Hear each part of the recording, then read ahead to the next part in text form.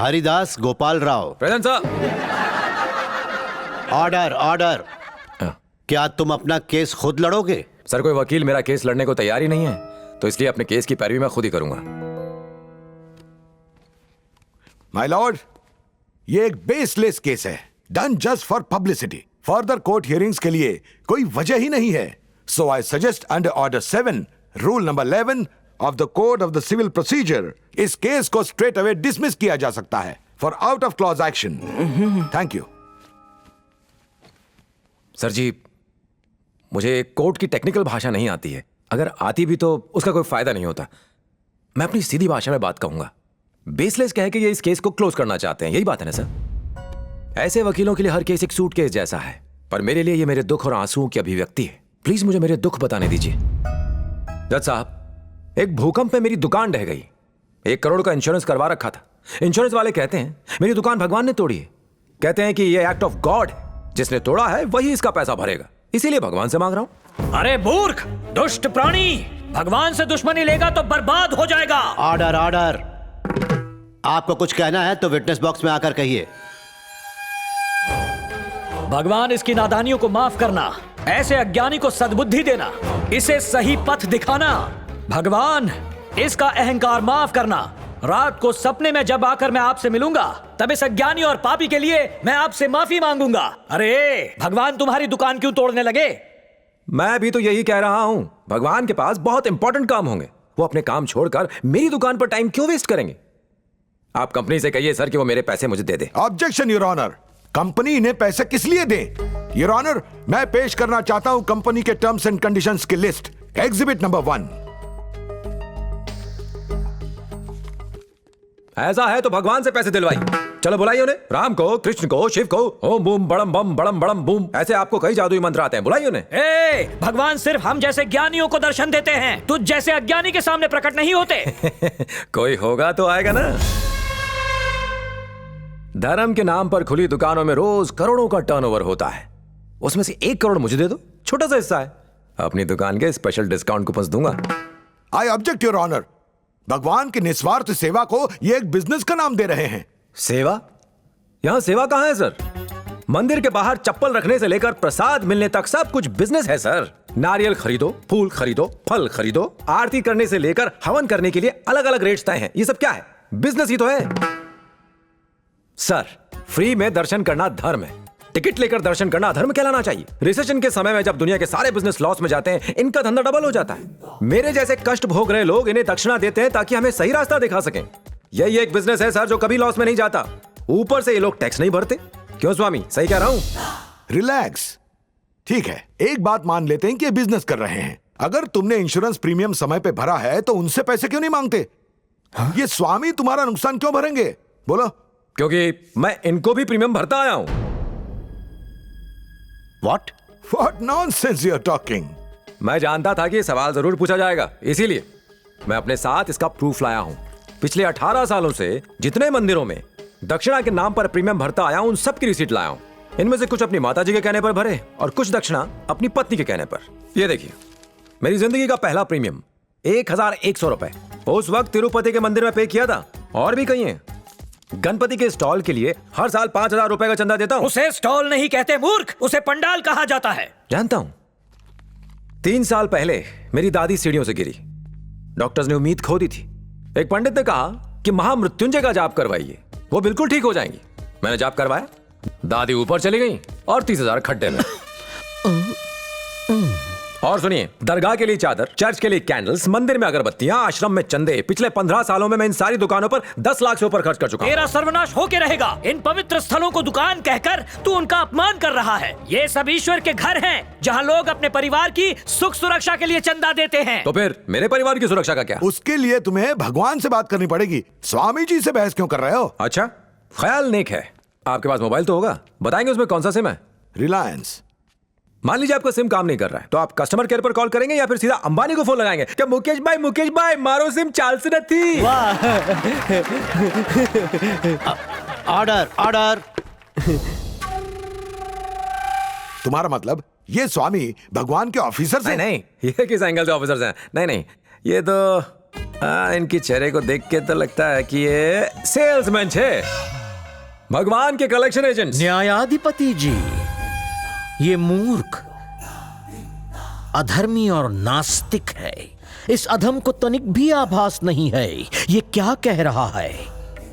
हम संत हैं, हम तो इसे क्षमा कर देंगे, परंतु इतने घोर पाप के लिए ईश्वर क्षमा नहीं करेंगे। अगर अपने मन में भगवान के लिए क्रूरता रखेंगे तो जिंदगी भर चैन से नहीं जी पाएंगे। क्या तेवर है बाप?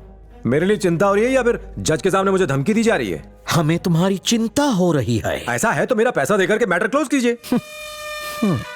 This is enough my Lord. Evidence के नाम पर इनके पास डोनेशंस के कुछ रिसीट्स हैं। भगवान और इनके बीच लीगल एग्रीमेंट नहीं हुआ है। गोपाल राव के तर्क मेरे ख्याल से बिल्कुल स्टूपिड लगते हैं। इतनी छोटी सी बात के लिए भगवान पे केस लगाने का कोई मतलब नहीं बनता। नानी बात है। ये कोई छोटी सी बात नहीं है सर। मेरी वो दुकान मेरे लिए अन्नदाता थी, मां जैसी थी। छोटा था तो पापा को खोया, पर कभी रोया नहीं, बस थोड़ा सा डरा हुआ था। लेकिन जब अपनी दुकान खोई तो बहुत रोया, पर डरा नहीं, क्योंकि मुझे आप पर यकीन था। यह मंदिर के पुजारी ढेर सारा चंदा लेते हैं और वादा करते हैं कि हम सुरक्षित रहेंगे, और बीमा कंपनी कहती है कि टाइम पर प्रीमियम भरेंगे तो लॉस होने पर हमारी मदद करेंगे। जीवन भर इन्हें दान दिया, प्रीमियम भी भरा, लेकिन आज दोनों ने अपने हाथ खड़े कर दिए। मेरा परिवार तो सड़क पर आ जाएगा सर। मेरे बेटे का ना बचपन रहेगा और ना ही कोई फ्यूचर बन पाएगा सर। जीने का कोई सहारा नहीं है। आपसे एक रिक्वेस्ट है सर, मुझे अपने इस केस को इस कोर्ट के सामने रखने का एक मौका दीजिए सर।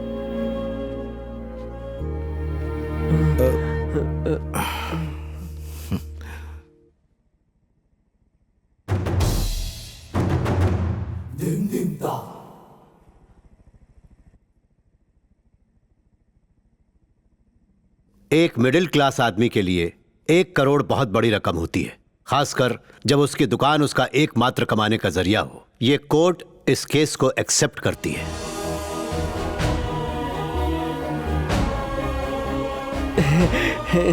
पिटिशनर को कंपनसेशन कहां से मिलेगा? इंश्योरेंस कंपनी से, भगवान के खास भक्तों से, या फिर किसी और से? ये कोर्ट में पेश होने वाले एविडेंस और आर्गुमेंट्स के आधार पर निर्भर करता है। The court is adjourned.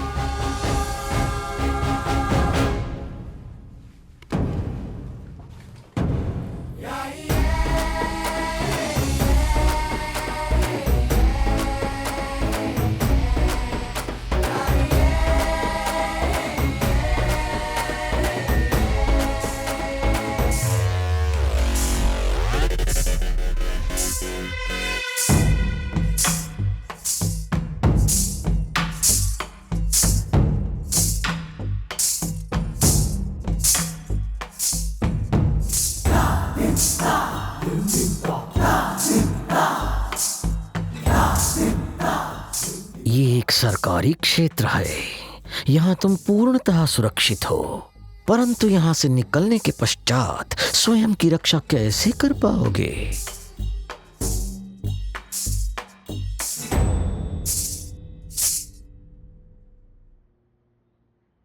तुम ईश्वर में आस्था रखते हो, ये मनुष्य न्यायालय में विश्वास रखता है। ईश्वर सर्वव्यापी है तो यहां भी होंगे। ईश्वर हर मनुष्य में बसते हैं, इसमें भी ईश्वर है। ईश्वर पर घात नहीं करते।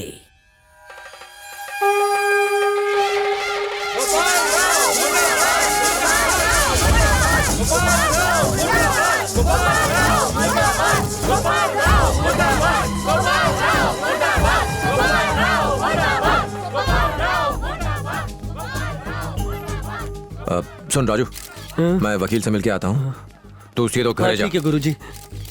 कोर्ट ने गोपाल राव का act of God case accept कर लिया है। कई सारे धार्मिक संगठन के साथ साथ आम जनता भी कोर्ट के इस फैसले का विरोध कर रही है।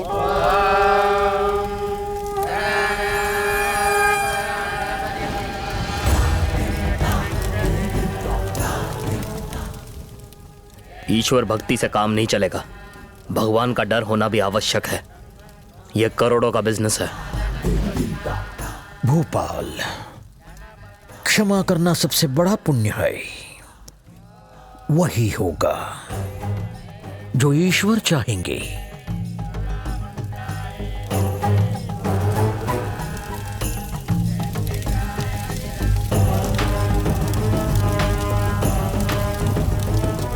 सुन बे, अपने आदमियों ने तैयारी कर ली है ना? 2 कौड़ी का आदमी ईश्वर के अस्तित्व को नकार रहा है, समझ गया? थैंक्स अकबर भाई। चाय अच्छी थी बेटी। इस युद्ध में तुम अकेले हो। ये लाखों नहीं बल्कि करोड़ों का बिजनेस है। तुम शायद नहीं जानते पर वो किसी भी हद तक जा सकते हैं।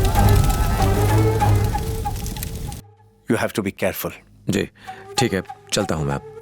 खुदा हाफिज।